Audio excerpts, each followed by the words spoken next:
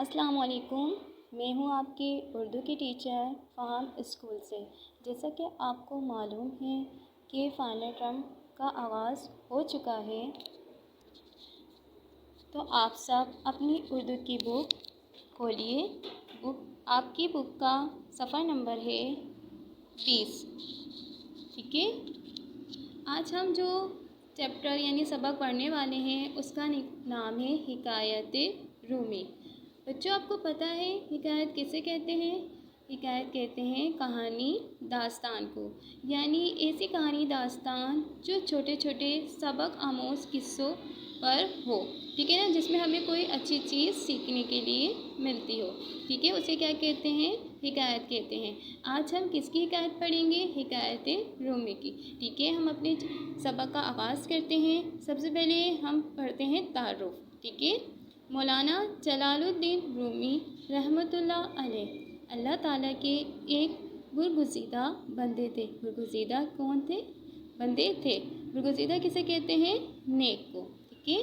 انہوں نے بھی شیخ سعدی رحمۃ اللہ علیہ کے انداز میں چھوٹی چھوٹی اور دلچسپ حکایتیں تحریر کی، جن میں پڑھنے والوں کے لیے دلچسپی کے ساتھ ساتھ نہایت سبق آموز باتیں بھی موجود ہیں۔ آئیے مولانا رومی رحمۃ اللہ علیہ کی ایک دلچسپ حکایت کا مطالعہ کریں۔ مطالعہ کسے کہتے ہیں؟ غور اور توجہ، ٹھیک ہے۔ چلیں ہم اپنی حکایت شروع کرتے ہیں۔ ہزاروں برسال کی بات ہے، ایک شخص نے اپنے گھر میں ایک مرغ اور کتا پال رکھا تھا۔ کیا پال رکھا تھا؟ مرغ اور کتا، ٹھیک ہے۔ دونوں جانوروں میں بڑی دوستی تھی اور دونوں مل جل کر رہتے تھے۔ دونوں اپنی اپنی زبان میں باتیں بھی کیا کرتے تھے۔ دونوں کا اچھا سلوک دیکھ کر مالک نے سوچا، کاش مجھے بھی جانوروں کی زبان آتی تو پتہ چلتا کہ یہ دونوں آپس میں کیا کیا باتیں کرتے ہیں، ٹھیک ہے۔ یعنی جب مرغ اور کتا آپس میں باتیں کرتے تھے اپنی اپنی زبان میں، تو مالک نے سوچا کہ مجھے بھی پتہ چلنا چاہیے کہ آخر یہ دونوں کیا باتیں کرتے ہیں، ٹھیک ہے۔ وہ حضرت موسیٰ علیہ السلام کی نبوت کا زمانہ تھا، ٹھیک ہے۔ یعنی جب حضرت موسیٰ علیہ السلام کی پیغمبری تھی، یعنی نبوت تھی، اس کا کیا تھا؟ زمانہ تھا۔ اور حضرت موسیٰ علیہ السلام اللہ تعالیٰ سے کلام بھی کیا کرتے تھے۔ کلام یعنی باتیں، ٹھیک ہے۔ ایک دن وہ شخص حضرت موسیٰ علیہ السلام کی خدمت میں حاضر ہوا اور اپنی خواہش ظاہر کرتے ہوئے کہا۔ خواہش یعنی مرضی۔ آپ علیہ السلام تو اللہ کے نبی ہیں، اللہ تعالیٰ سے درخواست کیجیے کہ مجھے جانوروں کی زبان سمجھنا آ جائے۔ حضرت موسیٰ علیہ السلام نے اس شخص کی خواہش کو ناپسند فرمایا اور ارشاد کیا، اللہ تعالیٰ خوب بہتر جانتے ہیں کہ کسے کیا دینا ہے۔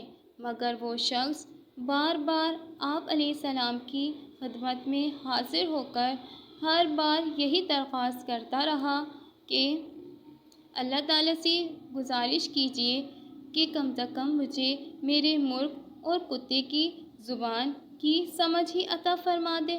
آخر کار حضرت موسیٰ علیہ السلام نے فرمایا، اچھا، اللہ تعالیٰ سے ان دونوں کی زبان کا علم تجھے عطا فرما دیا۔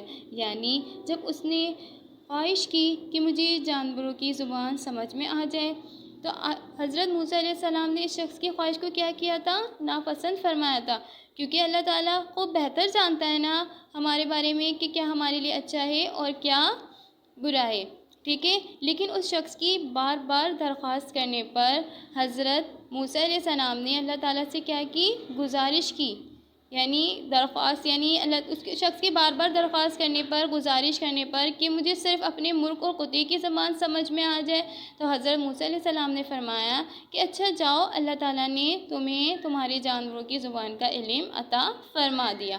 ٹھیک ہے. پھر تو وہ شخص بہت خوش ہوا اور خوشی خوشی اپنے گھر چلا آیا. دوسرے روز اس نے دیکھا روٹی کا ایک ٹکڑا دسترخوان سے نیچے گر گیا تو مرغ نے اسے اٹھا لیا. کتے نے مرغ سے کہا، اے دوست، یہ روٹی کا ٹکڑا تم مجھے دے دو. مرغ نے کہا، ذرا صبر کرو اور اس ٹکڑے کا افسوس نہ کرو، اللہ تعالیٰ تمہیں اس سے زیادہ اچھا بدلہ دے گا. وہ کیسے؟ کتے نے پوچھا. تو مرغ بولا، کل ہمارے مالک کا گھوڑا مر جائے گا، تم پیٹ بھر کر کھا لینا، کیونکہ انسان تو گھوڑے کا گوشت کھاتے نہیں.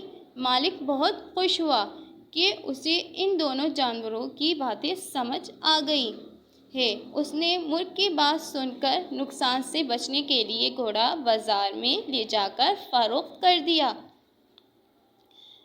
کیا ہوا کہ جب اس شخص کو خوشی کے مارے اس کا کوئی ٹھکانہ نہیں تھا، وہ جب اپنے گھر پہنچا تو اسے پتہ کیا ہوا کہ اسے اپنے جانوروں کی زبان کیا ہو گئی، سمجھ میں آنا شروع ہو گئی.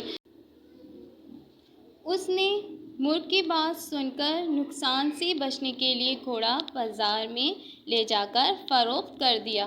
یعنی اس سے ہمیں کیا پتہ چلتا ہے کہ جب مالک کو جانوروں کی زبان سمجھ میں آ گئی تھی تو اس کا کیا ہوا، اس نے اپنا گھوڑا کیا ہو گیا، نقصان سے بچ گیا. یعنی اس کا گھوڑا تو پتہ چل گیا تھا کہ وہ مر جائے گا، تو اس نے کیا کرا، اپنے آپ کو نقصان سے بچا لیا اور کیا کیا، گھوڑے کو بازار میں بیچ دیا. دوسرے دن پھر نوالا گرا جسے مرغ نے اٹھا لیا. کتے نے کہا، تم تو جھوٹے ہو، مالک کا گھوڑا کہاں مرا ہے؟ مرغ نے کہا، نہیں دوست، میں جھوٹا نہیں ہوں، مالک نے گھوڑا بیچ دیا اور وہ نئے مالک کے پاس جا کر مر گیا ہے. تم فکر نہ کرو، کل مالک کا اونٹ مر جائے گا. اونٹ بڑا جانور ہے، اس کی موت سے تمہارے عیش ہو جائیں گے. اس آدمی نے مرغ کی بات سنی تو فوراً اونٹ کو بازار لے جا کر بیچ دیا. اسی طرح ایک بار پھر وہ نقصان سے بچ گیا. تیسرے دن کتے اور مرغ میں پھر بات چیت ہوئی. کتے نے مرغ سے کہا، تم تو جھوٹوں کے سردار ہو، کہاں ہے مرا ہوا اونٹ جس سے میں اپنا پیٹ بھروں؟ مرغ کہنے لگا، مالک نے جلدی کی اور اونٹ کو بیچ ڈالا. دوسری جگہ جا کر اونٹ مر گیا اور ہمارا مالک نقصان سے بچ گیا. یعنی اس شخص نے ایک بار پھر اپنے آپ کو نقصان سے بچا لیا.